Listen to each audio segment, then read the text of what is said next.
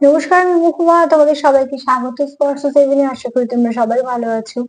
যারা প্রথম থেকে সঙ্গ দিলে, যারা নতুন নতুন যুক্ত হচ্ছে, লাইক করছো, কমেন্ট করছো, সাবস্ক্রাইব করছো, শেয়ার করছো, অনেক ধন্যবাদ। সঙ্গ দেওয়ার জন্য, সাপোর্ট করার জন্য। প্লিজ পজিটিভ থাকো, তার সাথে এটাই বলবো যে রিডিং খোলা মন নিয়ে দেখো। চলো দেখে নেবো আজকে এখান থেকে 6টা কার্ড নেবো, আর দেখে নেবো যে তোমার পার্টনারের মনের গভীরে তোমায় নিয়ে কি চলছে, তার গভীর চলছে, তোমার জন্য কি ফিলিংস আছে। তা চলো, তার মনের গভীরে তোমার জন্য কি অনুভূতি আছে,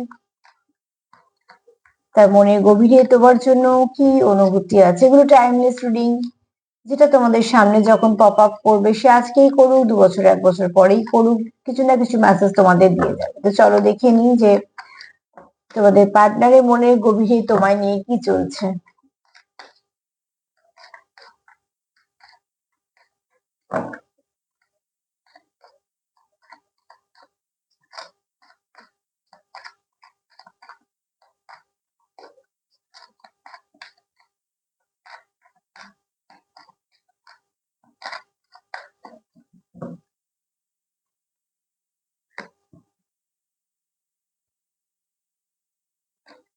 রিভার্সে কার্ড নেবো না, ঠিক আছে।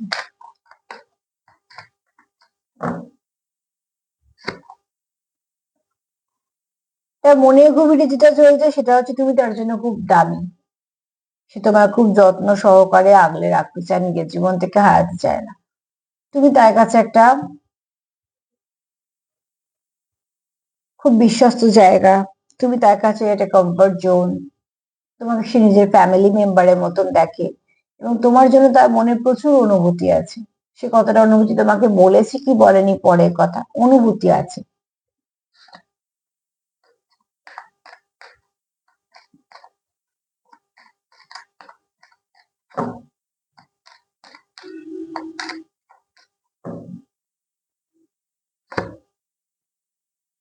এখানে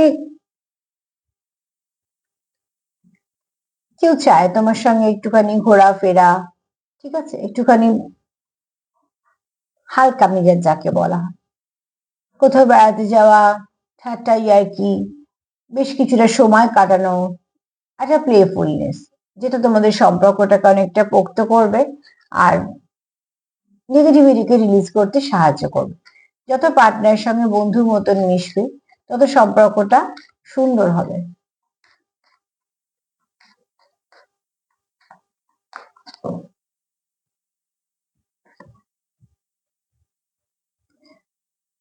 এখানে কেউ তোমাদের একটু অবজার্ভ করছে, ঠিক আছে।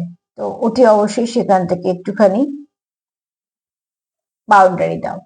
যদি কারোকে জানো যে তোমাদের সম্পর্কের মধ্যে এরকম কেউ থাকতে পারে, তো সেখান থেকে বাউন্ডারি দাও।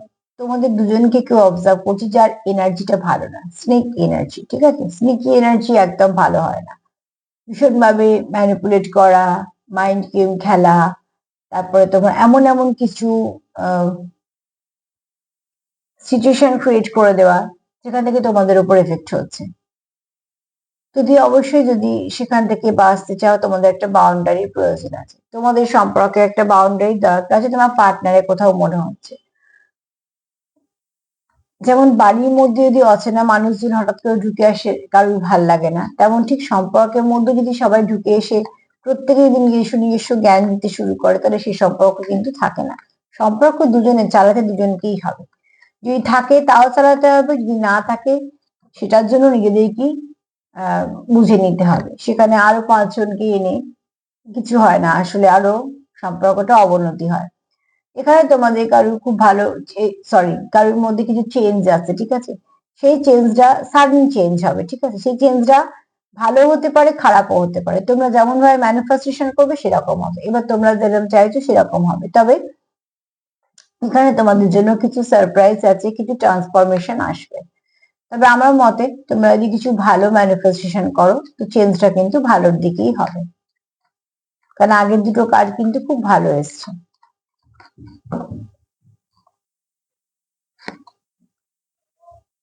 এই কার্ডটাই এসেছিল, যেটা রিভার্সে ছিল। এখানে সেলফ কেয়ারের দরকার। তোমরা সেলফ কেয়ার করো, সেলফ হিলিং করো, সেলফ গ্রুমিং করো, একে অপরকে হেল্প করো।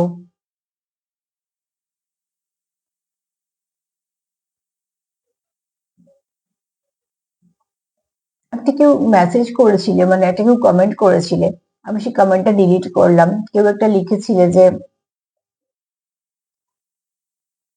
তার কিছু হয়তো মানে তার বক্তব্য যেটা পড়লাম কমেন্টটা, আমি রিমুভও করে দিয়েছিলাম কমেন্টটা আমার ভালো লাগেনি বলে। তো যাই হোক, তার বক্তব্য ছিল যে মানে আমার তার সবকিছু দায় দায়িত্ব তার পার্টনার সব নেবে কিনা। যেটা পড়ে বুঝলাম তার যেটা বক্তব্য সেটা হচ্ছে তার সবকিছু, তার যা প্রয়োজন যা কিছু সব তার পার্টনার কে ফুলফিল করতে হবে। তো আমার একটা অদ্ভুত একটা মানে ফিলিংস হলো যে একটা সুস্থ মানুষ সে কেন ভাববে যে আর একজন সব তার দায়িত্ব নিয়ে নেবে।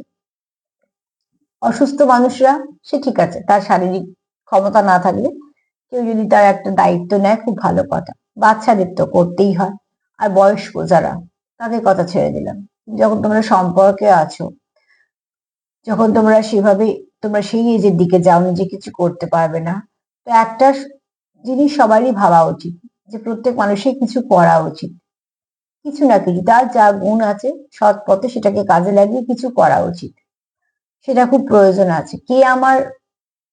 আমার কি খরচা প্রয়োজন, আমার পার্টনার সেটা পে করবে কিনা, বা আমার পার্টনার আমার খরচা চালাবে কিনা, এই মানসিকতাগুলো থেকে একদম বেরিয়ে এসো। তুমি যেমন আশা করছো যে তোমার পার্টনার তোমার জন্য সব করে দেবে, তার তো অসুবিধে হতে পারে, সেও আশা করতে পারে যে তুমি তার পাশে একটু দাঁড়াবে। কাজে স্বাবলম্বী হও। প্রেম করা মানে স্বাবলম্বী নিজে হব না সেটা একদমই নয়।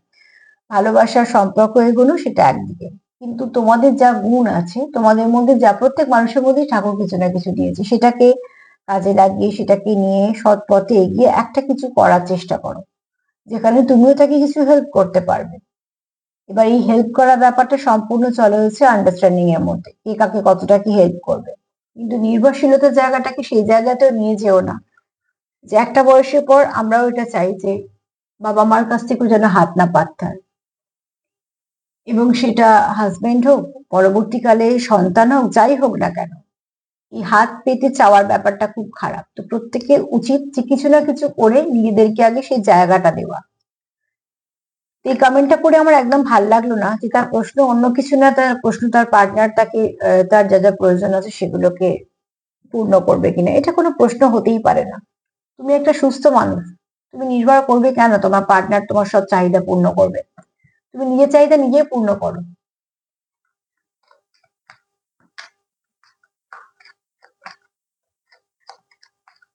এই মানসিকতাগুলো একদম চেঞ্জ করে ফেলে আগে নির্ভরশীলতার জায়গাটা অন্য কাঁধে না, নিজে স্বাবলম্বী হও, সেটা ভীষণভাবে দরকার।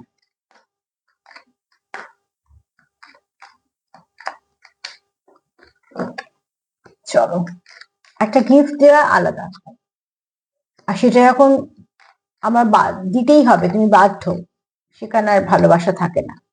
বাধ্যতায় ভালোবাসা থাকেই না। এখানে তোমাদের সেলফ হিলিং করো, ঠিক আছে? সেলফ হিলিং, সেলফ লাভ এগুলো দরকার আছে। কারোর কাছে তোমার ফটো আছে, বা তুমি রিসেন্ট কারোকে ফটো পাঠিয়েছো, সে তোমার ফটোটাকে খুব যত্ন সহকারে দেখছে, রেখেছে। এবং এখানে কেউ তো আছো যে তোমার সঙ্গে সময় কাটানো, সময়গুলো তার কাছে খুব দামি, সে চায় তোমার সঙ্গে অনেকটা সময় কাটাতে।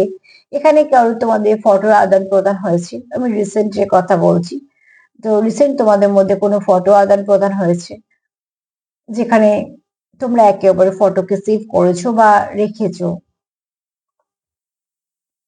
এবং তোমাদের হয়তো তোমরা কোথাও একসাথে বেড়াতে গেছো, সেখানে তোমরা হয়তো একসাথে ফটো তুলেছো, যেগুলো তোমাদের কাছে ক্যামেরা বন্দি, মানে সুন্দর মুহূর্তকে নিজের কাছে রেখেছো, এবং সেগুলোকে তোমরা খুব মিস করছো, সেগুলো আবার চাইছো কাটাতে। 6টা কার্ড হয়ে গেছে। তো ওটি অবশ্যই এখানে বলবো যে সন্ধ্যেবেলা তোমরা রিডিংটা পাচ্ছ ঠিক কথা, কিন্তু এটা যেই মুহূর্তে তোমাদের কাছে আসবে না কেন, সেই মুহূর্তে তোমাদের পার্টনারের মনে এগুলি চলছে। একটা তুমি তার কাছে খুব দামি, সে তোমার কাছে বেশ একটু প্লেফুলনেস তোমার তার মধ্যে কাজ করুক, সে চায়। সেলফ লাভ করো, সেলফ কেয়ার করো। এখানে কেউ কাউকে খুব মিস করছো, কেউ কাউকে ফটো সেন্ড করেছো, সেগুলো সে দেখছো, মেমোরি আরো কিছু ক্রিয়েট করতে চাইছো।